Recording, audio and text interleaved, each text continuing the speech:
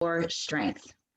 So Rebecca Boscovich, personal trainer and nutrition coach, is committed to helping people do just that.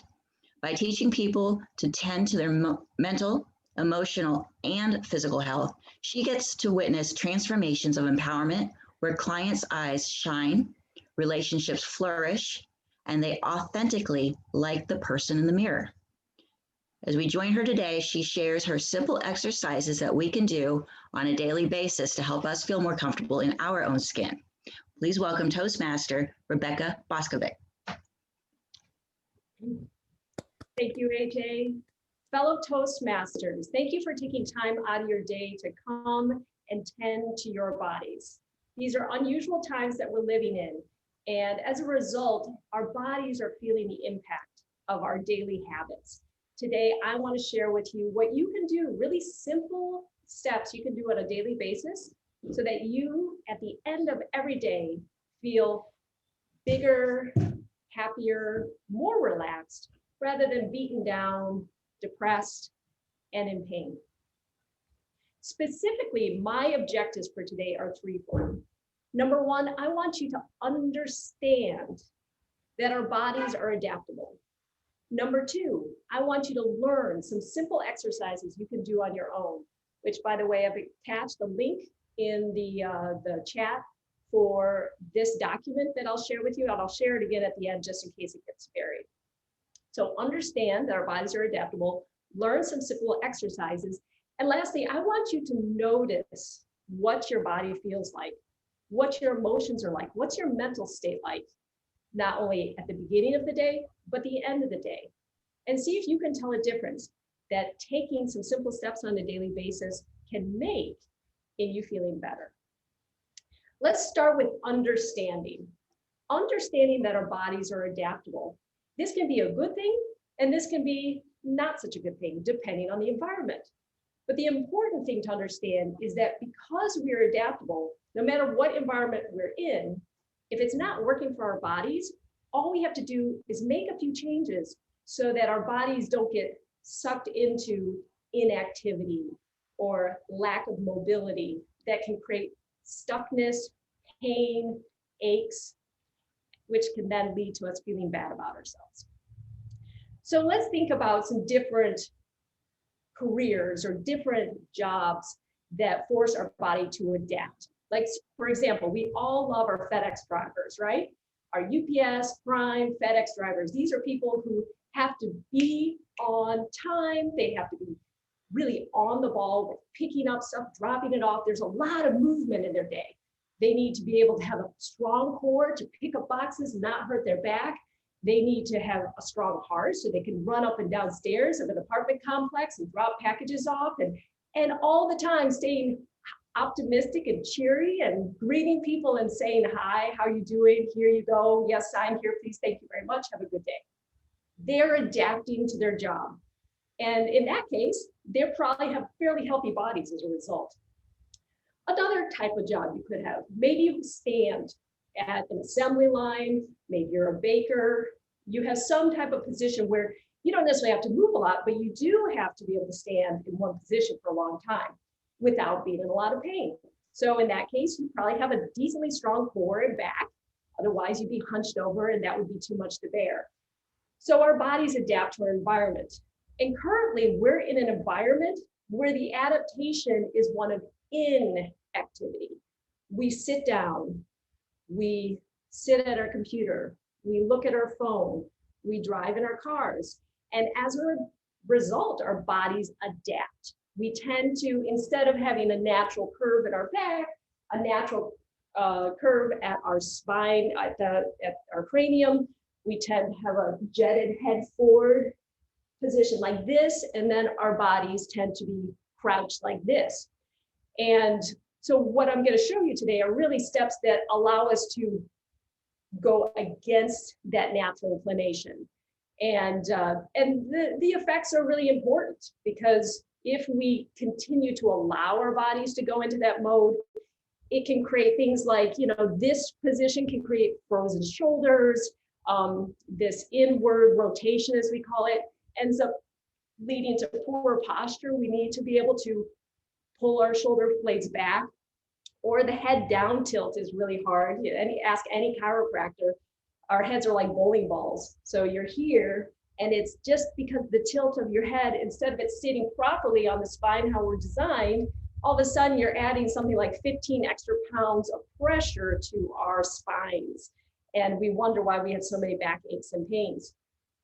But the beauty of the whole thing is that we're adaptable in the opposite way. Simply by adding a few exercises to your day, you can start to counteract those tendencies so that you can actually sit tall, feel good, not have back pain, not have neck pain, and like the fact that you don't feel like you're hunched over. So that's the most important thing that I want you to understand. I also want to teach you some simple exercises. I keep them in sets of 3s to help us remember. But again, I've got them written down in the link. And also in that link, there's a YouTube video that I've linked as well that goes through a 15-minute whole sequence that is designed to help your spine, your joints, and to keep it all mobile and supple. So if you want more than what I'm giving you, go to that link, follow that on a daily basis, and I tell you, your spine, your neck, your joints will feel much better, and thank you as a result. But before I teach you those skills, the last point I want you to do is to notice. So before we can notice how we feel at the end, I just want you to take a moment as you're sitting there or standing there to just notice how you feel. Like, how's your day going so far? It's already noon. Have you already, been angry at someone? Have you already found yourself snapping at your children? Have you already, been feeling depressed about your job? All of those things can add up. Or are you actually feeling the aches and pains of your knees, of your elbows, of your spine, of your back? Are you already feeling that? So just notice how you're feeling. And then I want you to notice again at the end, if you notice any difference. Wow, just by doing some neck rotations, I actually feel better and I feel more optimistic. And that's my hope for you. So that being said, I am going to just have us at this point, we're going to go through the exercises. And the first thing we are going to do is to stand tall. And I give you permission. I love seeing your faces and being part of a group. And this is great. It's like teaching a class. But if at any point you feel subconscious and you just don't want to be part of the visual thing, I get that too. And feel free to turn your video off. Either is fine by me. But starting in the standing position, I want you to think about putting your feet below your hips. So this hip distance apart, it's just really kind of a straight line. Have both of your feet flat on the ground and try to have them be parallel. And having those cues is like, it kind of prevents us from just standing there kind of hip swayed out with one foot turned. Instead, our feet are parallel to below our hips and we're standing on the ground. And I want you to start your day like this, and we're going to end the day like this, because what I want you to do is simply notice that the ground is holding you up. Simply notice that as your feet touch the ground, there's actually a ground meeting them. And as obvious as that sounds, the fact is when we get tense and we're, our shoulders are up and we're shallow breathing, I find that my toes scrunch up and I'm just tense. And as a result, I forget that, wow, I don't have to work so hard. My feet are actually being supported by the ground. Okay, there's one less thing that you guys have to worry about, one less thing to be stressed about. And then as you're standing here, I want you to put your hands on your bellies and just notice your abdomen rising and falling. You don't have to make it do anything. Let's see if you can find that abdominal breath. And if you don't notice your abdomen moving, don't worry about it. So much of the time, we are taught to breathe through our chest, and it's hard actually to move our abdomen. But just as much as you can, give your belly some space to just breathe. And we're just going to take 3 breaths, trying to feel the expansion from your belly. And as you do it, see if you can allow your shoulders to just relax. Instead of scrunching up, just see if you can bring your shoulders back down. Good. Now with your hands by your side, we're going to go through a neck sequence, and it's really building on a pattern. And we're doing these in 3s. So just to keep it simple, 3 per side, 3 per movement. And the idea is we're going to move slowly. I'm going to move the whole time. I'm not going to sort of coach you and look at you because I that way you can just stay in your own space.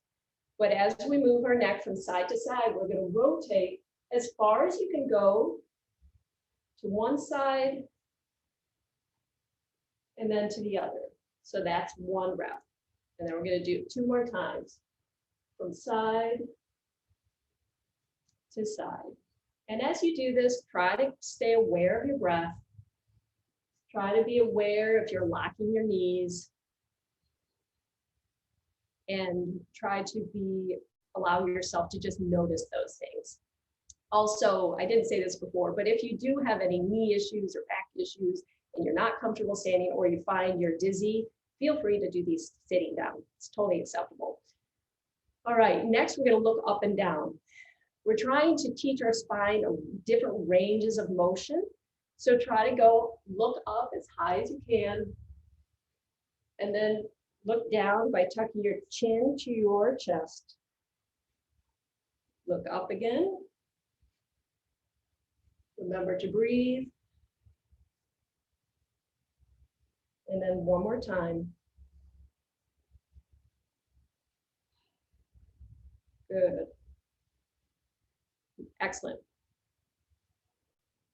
Next, we're going to do a movement that I call double chin. So the double chin, I'll show from the side, is this movement. We're trying to intentionally create a double chin, and what naturally happens is your back muscles will get engaged, and so your shoulders might lift up a little bit. That's okay. So do a double chin, and then I want you to come back to a neutral. So we'll call that 1. Double chin, neutral, and then 1 more, double chin, and neutral. And throughout all of these exercises, you always, always, always want to listen to your body. So if these are unusual movements and they cause you any discomfort, just still do them, but don't do them maybe with as much intensity. Next, we're going to do what's called the turtleneck, where you're going to jet your chin out really far and then come back to neutral. Another turtleneck out, neutral, and then 1 more, neck out and neutral. Good.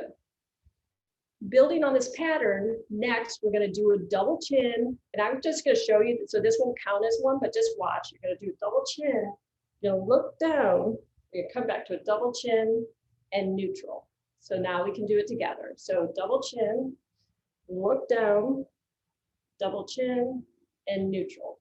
That's 1, double chin, down, double chin, neutral, good.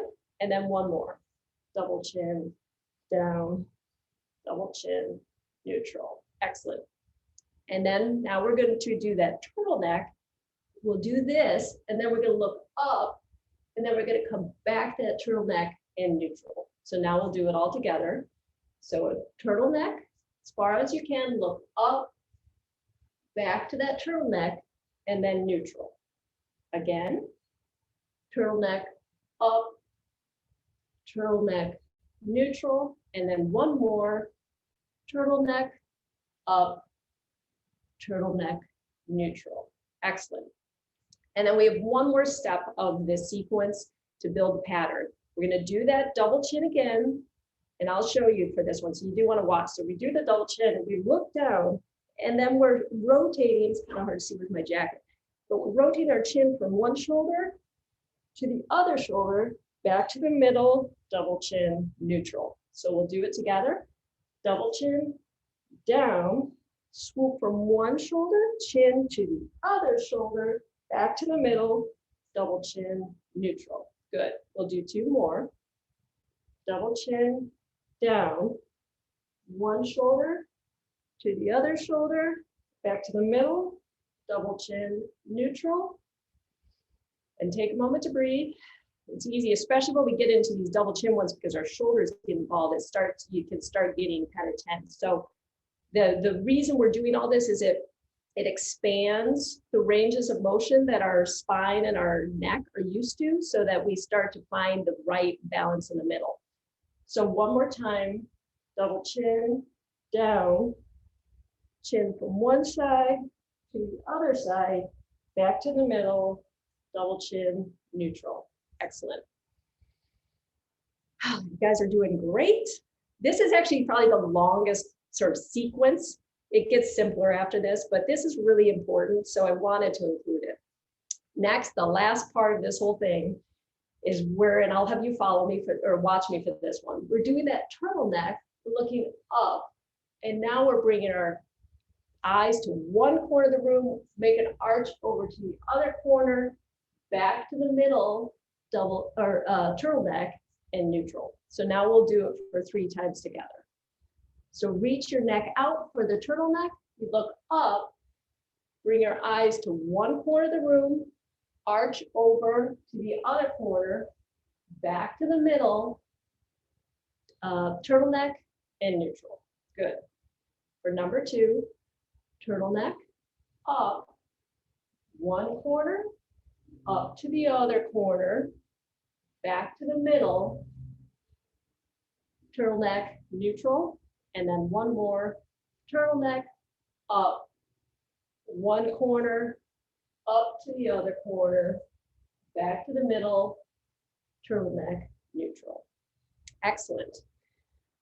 So our spine thanks us every time we do this, because this is the kind of stuff that's going to make it so that we can look over our shoulder when we're backing up and not feel like we can only turn the range of motion that our eyes have to scan our computer screen, right? So we need to use it.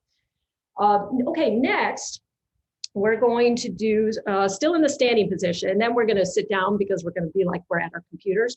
The next one is shoulder circles. These are simply just a way to, they're like literally making circles with our shoulders. So we're gonna start by pinching our shoulder blades together, and then we're gonna shrug, and then pull our shoulder forward, down, and around back to the pinch. And this is the only thing I have us do 5 times, just because 3 feels like too little.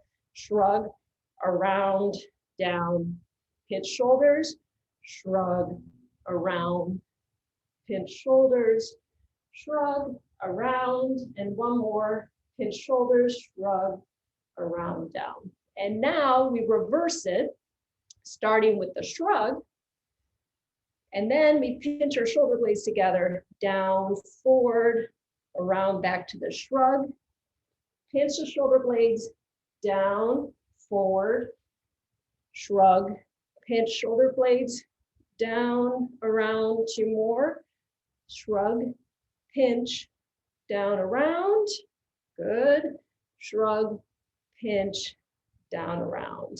Awesome. Excellent job. And lastly, to keep our spine, kind of wake up our spine, like we've done our neck, we've done our shoulders. Now we're going to literally just do some hip circles and try to do as far of a range of motion as you can so that you engage your spine in the full circle. So Jim, I know that you're the only male here. And I'll tell you, women do have an advantage on this one. I've seen men try to do this and they tend to move their bodies and not their hips. So then let's reverse to the other direction. And try to keep breathing. Very nice. Yes, I never could do the hula hoop. You know, I don't think you're alone. Awesome. Okay, great. Yeah, I think that's true. Hula hoop's a great example of how many of those contests were girls against each other, a lot of them. So that's great. Okay, so what you learned today on this, it is in the list, but this is the specific sequence that I expand on even more in that YouTube video. So if you like this spine stuff, there's some more things that really get our spine moving in ways that is even a greater gift. So check out that video. It's really useful. Okay, next, let's pull up a chair.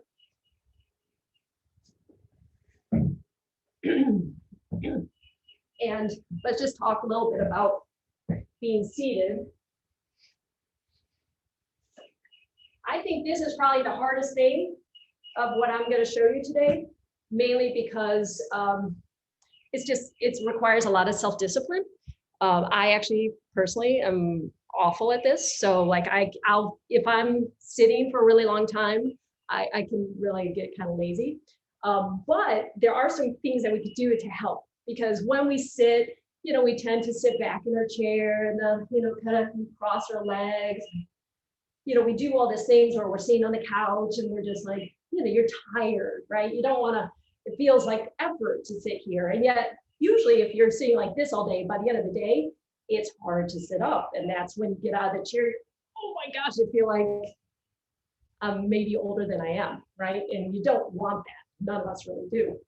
So, and the great thing to keep in mind on that is no matter how old you are, you don't have to feel that way. It's sort of like a myth we tell ourselves. Oh, it's an age thing. Well, no, not really. It's a posture thing. It's a habit thing.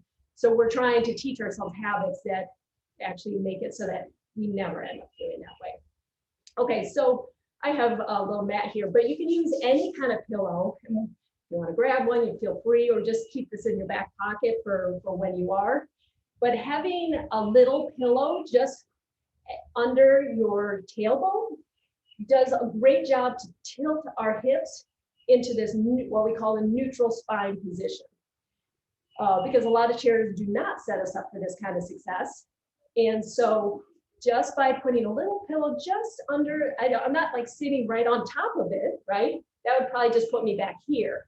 But instead, if you can put it, I'm sitting kind of at the edge of my bench is actually hard to see, but my bench is here. So I'm actually kind of sitting more at the edge here. And then with this at underneath, it tilts my hips in this neutral spine position. So that's one thing that's just an easy thing to have in mind. If nothing else, it ends up acting as kind of a tactile cue to your body to like, oh, wait, I got that pillow. Oh, yeah, I need to sit up tall. So that's one thing that's really helpful. The other thing is putting our feet flat on the ground. Just like when we were standing, we had our feet about hip distance apart. You'd either put them hip distance or maybe slightly wider if that feels more comfortable. But you're creating a base. You're creating this kind of triangle that creates a lot of stability. So with your hip bone tilted comfortably, your feet are flat on the ground, then again, it's another reminder that you're not going to sit like this or like this, and that all sets you up for wonkiness. Even just crossing your leg can set your hips up to be like off kilter and stuff. So putting your feet grounded and your hip tailbone tilted is really helpful. And then the last thing I want to have you keep in mind when you are sitting is to keep your belly soft. And honestly, I'm wondering if this is actually maybe one of the positive consequences of our digital ages, because I think people probably are less likely to hold in their gut because we tend to see people from here up. And so, that whole like, oh, just got to hold it in. But this is really an unhealthy thing to do, to hold our gut in, because all it does is keep our muscles contracted. And if they're always contracted, they actually get weaker. So it doesn't actually help us. So instead, you want to keep your belly relatively soft. I actually call it my Buddha belly, but it's just like a soft belly. And if you can do that, then you have a better time breathing. You'll be able to let your diaphragm do its job.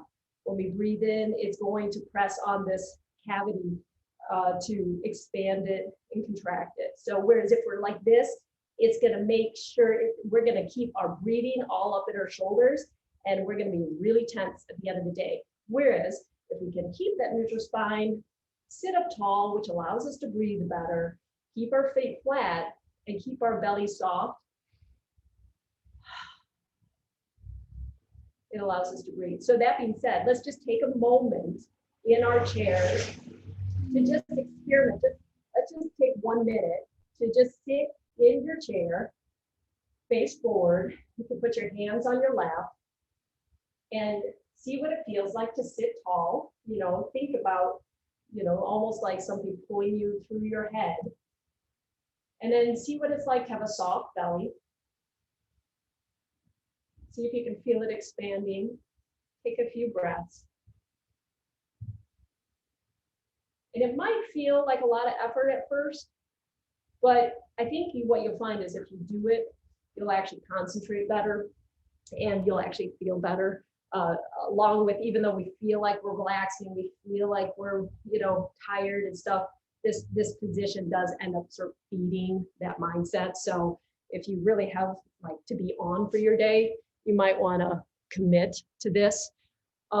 Okay, that's awesome. So that's the during meeting thing. So to me, there's like the bookends of the day, the beginning and end of the day. There's the during meeting stuff, which is what went on. You know, pelvic tilt, sitting tall, feet on the ground, soft belly. The next thing I want to go over are what we can do between meetings, assuming you have, say, 5-10 minutes between meetings, what you can do to relax, what you can do to just take a little bit of a load off. So the first thing I want you to do is rub your hands together. You want to do it enough where you can actually feel some heat getting generated. And then from here, what you're going to do, you'll either lean on your desk if you have a desk, or you can just lean on your, I'm just going to show as if you don't have a desk, or you're just going to put your elbows on your knees, and then you're going to put your hands over your eyes. And when I do this, my palms are on my cheekbones here. And then you're going to rest your head on your hands. So your elbows are on your desk or on your knees. And then as you're here, you're just going to breathe. Into your nose, out through your mouth. Into your nose, out through your mouth. And then you can do it again if your hands start to cool off. But the idea is by rubbing our hands together, we generate a fair amount of heat. So let's try it one more time. This is called palming. And it's a super, super effective way to reduce stress.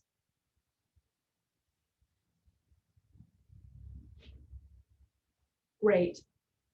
And one of the other benefits of doing this, besides that it's good for the stress factor, one of the things that we don't even realize we're doing right now to our eyes with all the screen stuff is that our natural tear ducts, our eyes are designed to blink, right?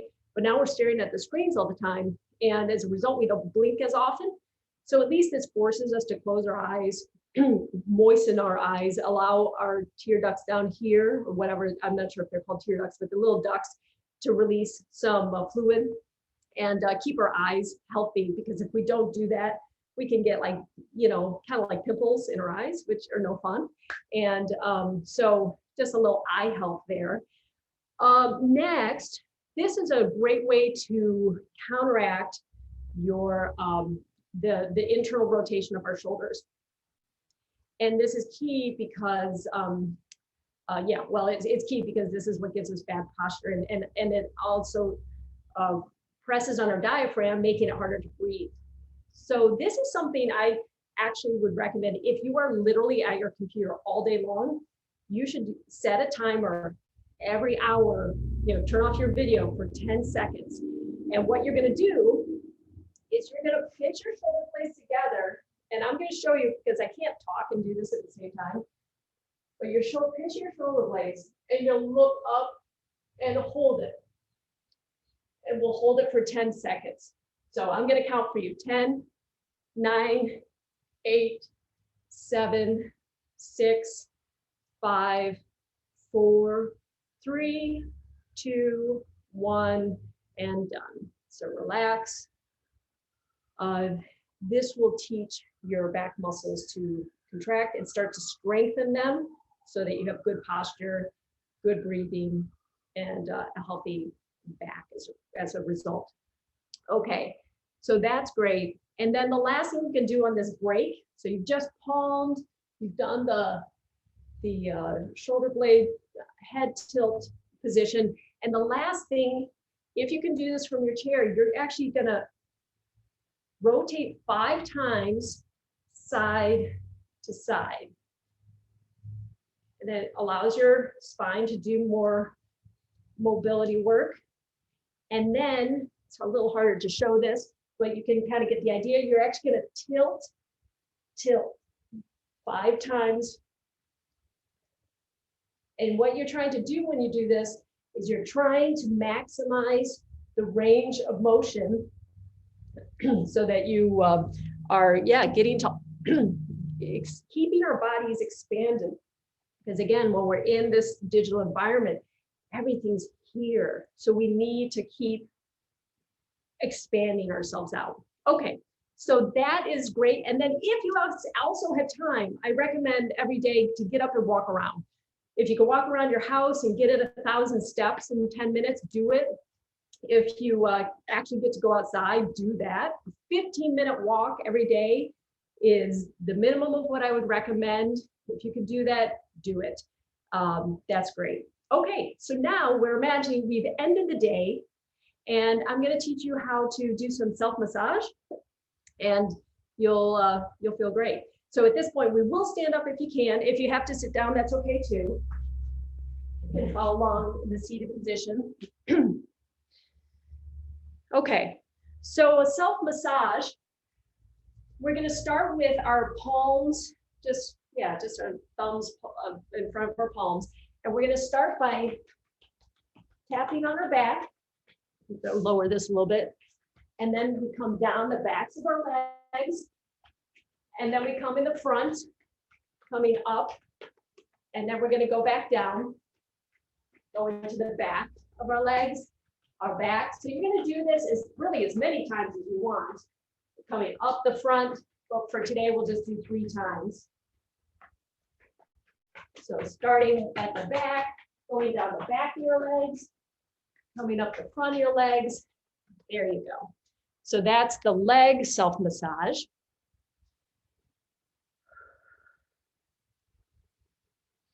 Great job, you guys. Look at you. You're doing awesome. I love it. Yeah, thank you so much for doing this. So great. And then we've got our arm massage. So this, I'm just going to kind of show you, we're going to pound or tap going up here. You're going to go down slightly on the outside top of our arm, then come back up the top of our arm, come back down the inside, and then switch hands. Switch arms. And we'll do this 3 times as well. If you like these things, these movements, I would, and you have time, and it makes you happy, I would do this even 20 times. Because what we're doing here is not only feels good, but it's good for our organs. And we end up tapping a bunch of our pressure points, keeps our heart strong, our lungs strong, our liver, our stomach. So we're not only building our postural strength, but also just our organ strength with this. Great. Next, this is a sort of a face massage, so it gets a little messy, but we're going to start with just rubbing our face. Just little circles around our face. Next, you can rub your forehead a few times with each hand. Then a lot of us hold our tension in our jaw, so go ahead and massage your jaw. Always remembering to breathe whenever you can. Good. And then we're going to massage around your eyes. So almost like pressing up and then around, pressing up, around, up, around. Good.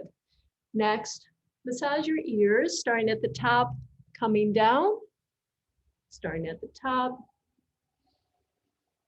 coming down, and then at the top, coming down. Good. And then with all 10 fingers, we're going to massage our scalp. So this is why we do this at the end of the day.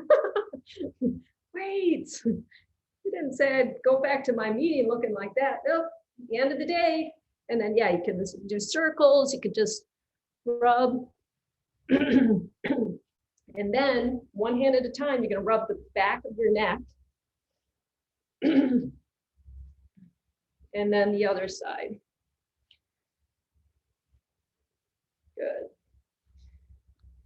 And then lastly, just holding on to one of your hands, you're gonna do some belly circles, belly rubs. Usually this we just do in one direction. We don't switch this.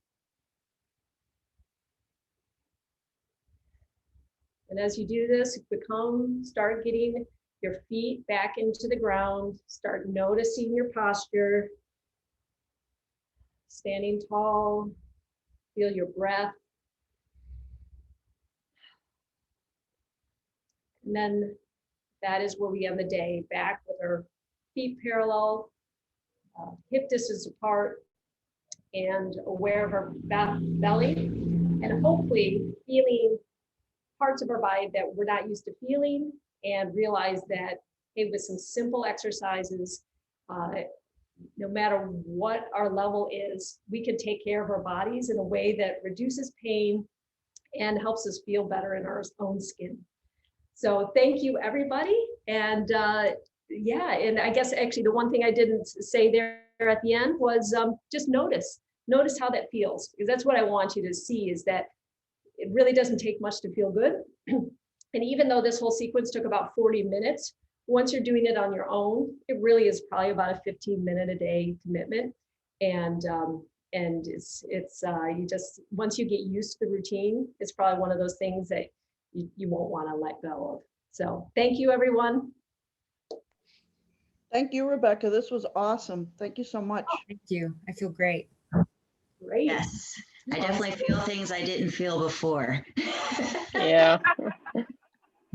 Yeah, Rebecca, thank you so much. I had to jump off and onto my phone because I'm heading to a meeting, but I already felt relaxed just doing the few things I was able to do. So thank you so much for sharing. Yeah, you're welcome. Thank you so much. Yeah, great. I see Jerry jumped on here. Monsi jumped on. Great. Thank you, everyone. I wanted to leave time just in case there were questions. I'm happy to answer any questions, really. You know, any other, whether it's nutrition related or exercise related, recommendations or suggestions, any, I have resources to share, things, thoughts, all of it. So I'll leave the floor open. Can you, I missed the one, my dog needed some water, and I Oh. missed the one that you did, you said about the eye moisture. Can you just, because I have Right. dry eyes and I would love to see that one again. Yeah, so that's the palming one. So that one is a, we rub our hands together to generate heat. Uh-huh.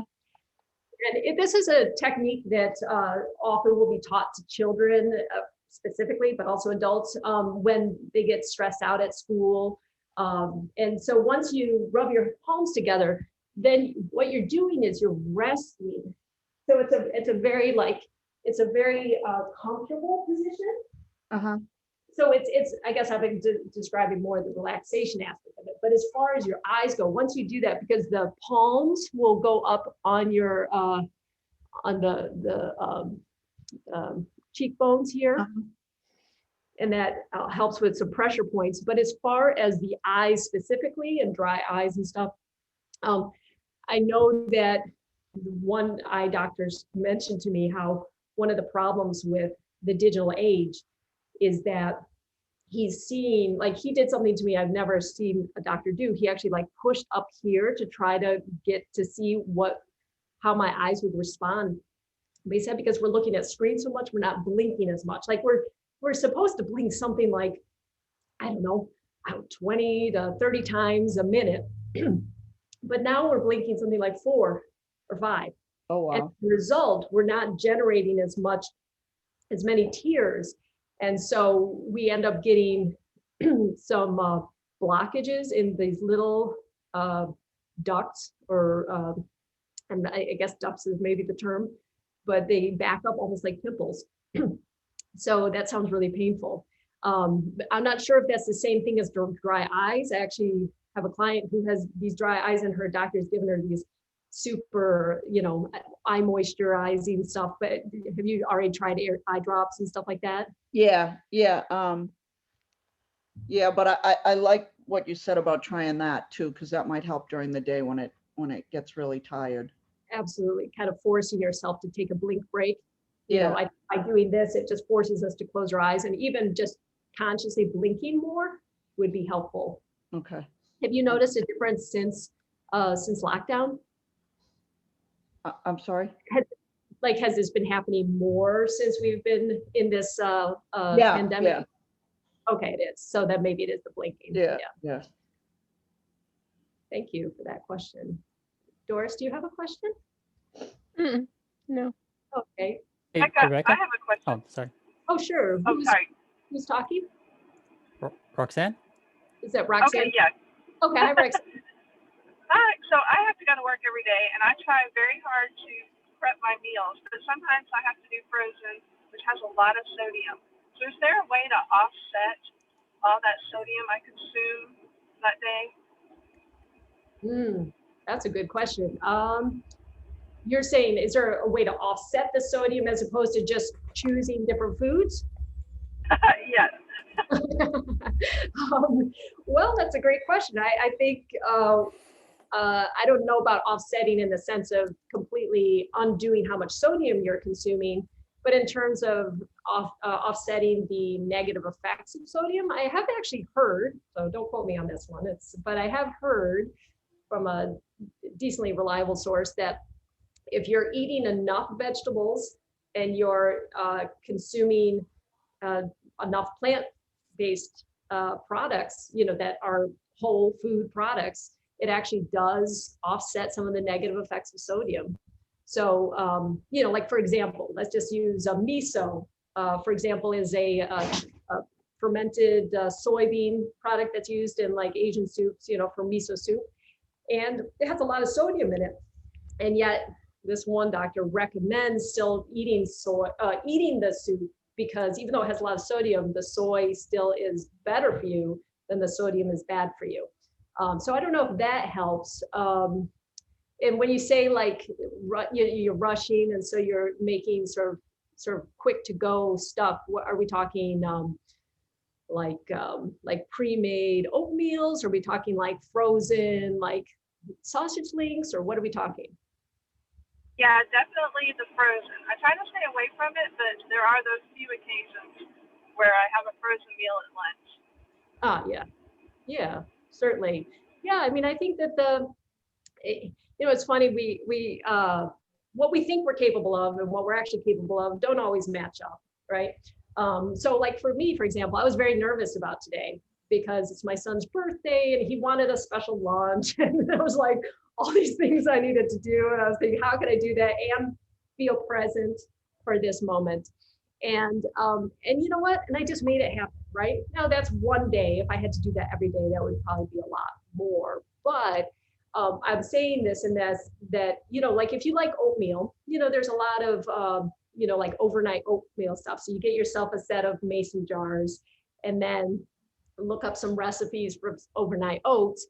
And then you've got a few chia seeds in there, so you've got more fiber. And before you know it, you've got your little shelf in the fridge that's mommy's stuff, and it is all your overnight oats, and you've got your meals all set for the week.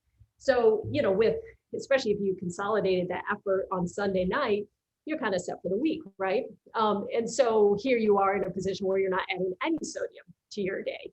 Or for example, if you find a grain that you like, I mean, something as simple as brown rice, oh my gosh, you make some brown rice on Sunday, and if you don't have a rice cooker, just cook it on the stove, and then maybe make some lentils, or if you like canned, black beans, just have some legumes, and then just always keep with you when you go to work. If you actually go somewhere, get your rice and your beans and keep them with you. And even if you don't have veggies that day, that's okay. But at least you're not having to go to the convenience stuff, because whole foods are so great because they do feed your healthy bacteria. They do keep your intestines normal and healthy.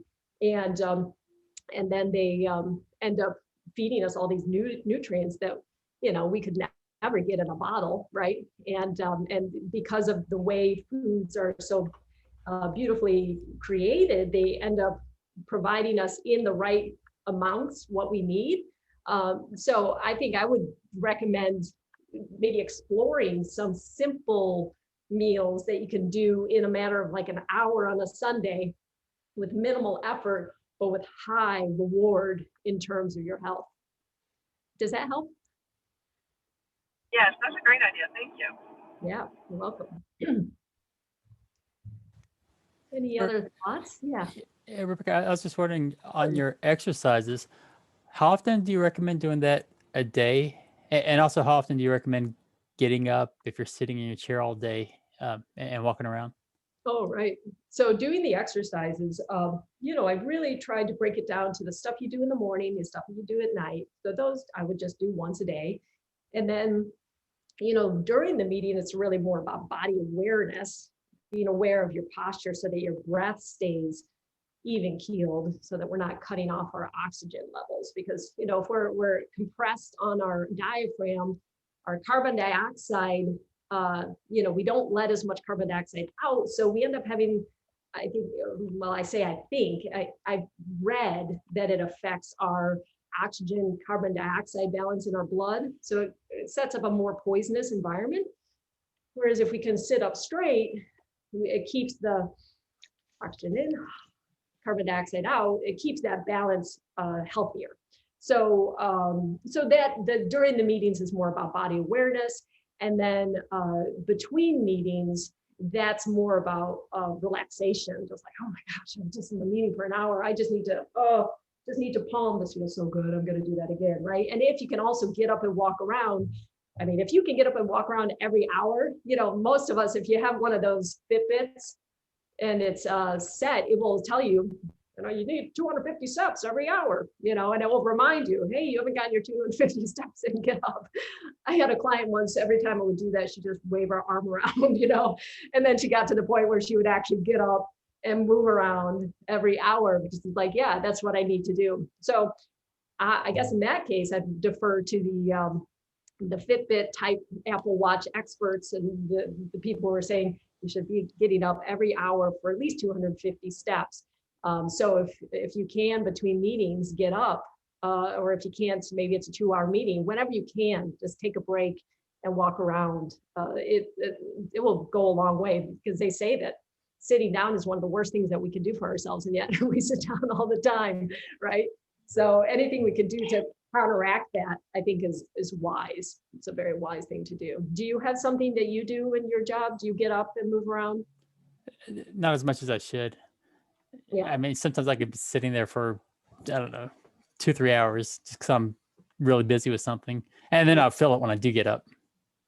Yeah. And you make yourself get up? No, not well. Go to the bathroom or Yeah, right. go to the kitchen. Oh, you're hungry, that kind Right. of stuff. Good thing we're hungry. Good thing we actually have to Right. eat. Yeah. We probably could sit here all the time. So yeah, good question. Okay, thanks. Thanks. Any other thoughts? I'm happy to answer. I see all these notes over here. I haven't looked at them. It looks like my link is still visible, so that's good. But that being said, I guess I'll copy and paste it to the bottom just in case. But that's the document that goes over these exercises, so you can just have a reference list. It's just 2 pages. And then again, the link to a 15-minute gentle warm-up that's just for your spine and your joints. And joints are one of those things where it's a shame, but when we start feeling uncomfortable or aching our joints, our inclination just to sit and just to, we just want it to go away, and we just kind of curl in on ourselves. But joints really are meant to be used. And there's the fluid that gets activated through movement. So if we just stay still, they don't get to do what they're supposed to do. So like before any workout I do, I'm always doing this kind of stuff. I'm like, doing these kinds of movements. I spend a full 15 minutes before I start working out, because I want to make sure all the fluid is flowing through my joints. I used to deal with arthritis when I was about 40. I started feeling arthritis. I'd wake up and all achy. I never, ever feel arthritic anymore. And it's not even like, oh, once in a while. No, I don't feel arthritic at all. And I think it's just because I move so much. So if you don't want to feel aches and pains in your joints, my biggest recommendation. So yeah, if it's more like aches and pains, and it's not even like I'm working at the computer all day, but I just feel that, then I'd say move as much as you can. I'd say go for walks every day. I'd say, do my gentle warm up, just move your body, just so that you are not getting locked up. So that's definitely what I would recommend. More movement if you have aches and pains, more, not less.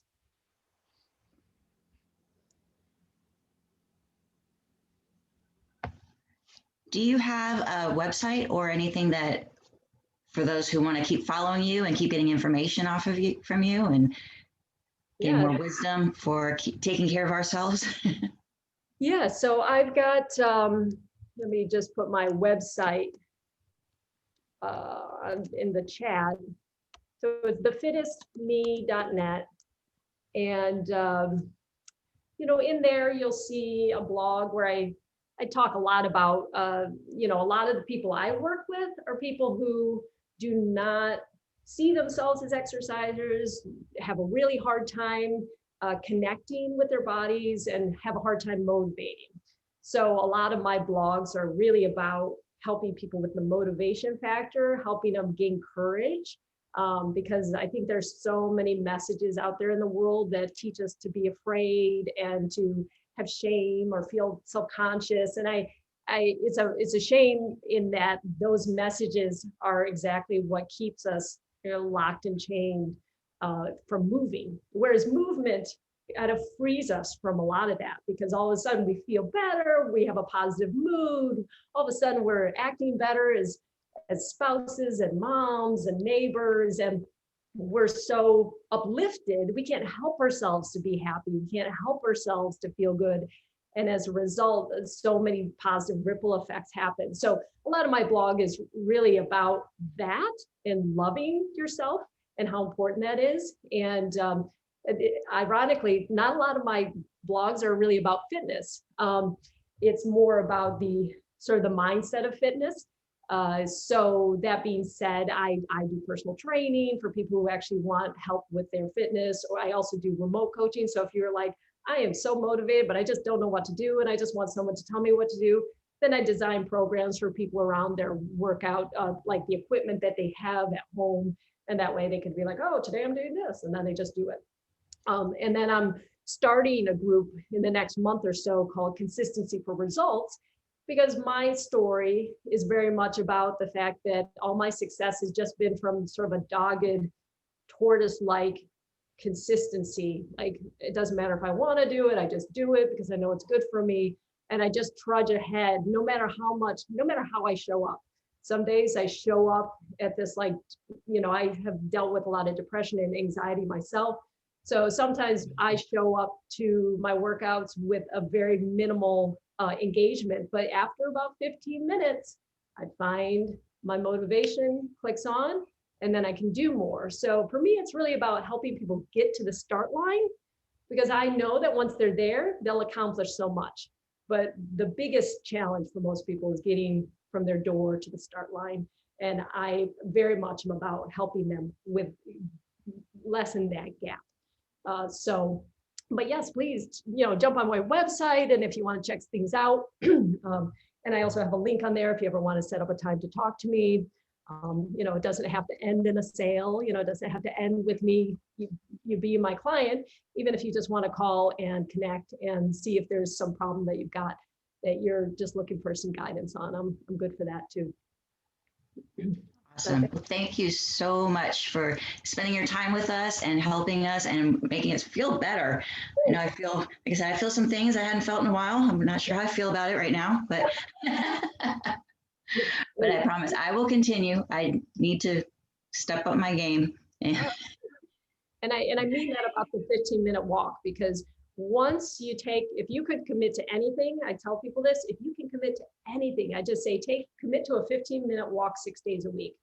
And back in my early 20s, when I was dealing with the worst of my anxiety and my depression, my psychiatrist basically said, look, you don't want this problem, this problem, this problem. You want to be a better worker and not be depressed at work and have people respect you. You want all this?